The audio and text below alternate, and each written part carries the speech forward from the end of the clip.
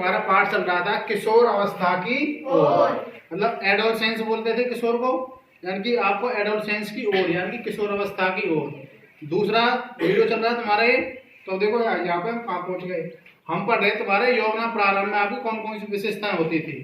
तो हमारी लास्ट वाली विशेषता रहेगी तुम्हारी, इससे पहली वाली हो गई थी, ठीक है ना।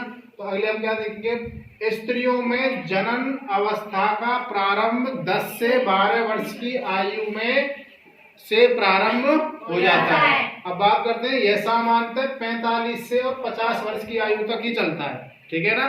अगली बात हम बात करेंगे ऋतुस्राव की। किसकी बात करेंगे? ऋतुस्राव की। अंडाशय में जब अंडाणु बनते हैं तब वह अंडाणु माता के शरीर में 28 से 30 दिन तक रहता है। अगर वह निषेचन नहीं करता है तो वह फूट जाता है और शरीर से बाहर निकल जाता है। इससे स्त्रियों में रक्तस्राव होता है, जिसे रजोधर्म या ऋतुस्राव कहते हैं। क्या कहते हैं इसको? रजोधर्म या ऋतुस्राव कहते हैं। अगर हम अगले पॉइंट की बात करें तो इसको वह बोलेंगे हम संतान का निर्धारण तुम्हारा कैसे होता है, कि लड़का होगा या लड़की होगी। देखो अगर हम बात करें, जो आपका नर होता है, नर में होते हैं तुम्हारे नर में जो कोशिकाएं होती हैं जनन में होती है तुम्हारी शुक्राणु। कौन सी होती है? शुक्राणु।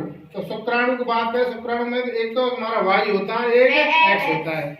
जो आपकी मादाएं होती हैं उनमें एक्स एक्स ही होता है, ठीक है ना। अगर हमारा वाई शुक्राणु एक्स से करेगा तो क्या बनेगा तुम्हारा? लड़का। क्या बनेगा? लड़का जन्म देगा। अगर हमारा एक्स अगर एक्स से करेगा तो हमारा क्या बनकर तैयार होगा? लड़की। इस तरह से आपका लड़का लड़की या पुत्र पुत्री जन्म लेते हैं। ये बात आपको लगभग समझ में आई गई होगी। ऋतुस्राव वैसे इसको बोलते हैं एमसी। ये क्या है, तुम्हारे जो जैसे तुम्हारे 10 से 12 वर्ष की जो बच्चियां होती है उनमें होने लग जाता है, ठीक है ना। ये बात ठीक है। बाकी नेक्स्ट